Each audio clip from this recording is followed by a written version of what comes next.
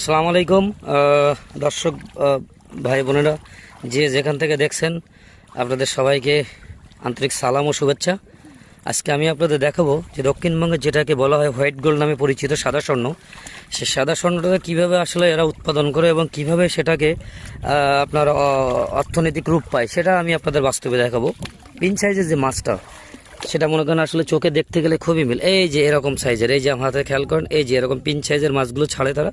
ছাড়ার পরে এটা 2 থেকে 3 মাস তারা লালন পালন করে, পানির ভিতরে ন্যাচারাল কিছু খাদ্য খাবার দেয়। সেই দেওয়ার পর থেকেই তারা মনে করেন যে মাছগুলোকে বড় মাছে রূপান্তরিত করে ইনশাল্লাহ।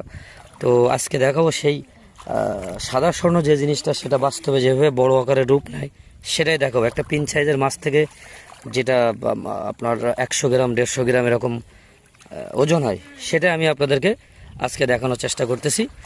তারা দেখেন মাছগুলো ছাড়ার পরে এখন শেষ মৌসুম মাছের, সেই মাছগুলো আজকে তারা ধরতেছে হাত দিয়ে, সেটা আমি আপনাদের বাস্তবে দেখানোর চেষ্টা করতেছি।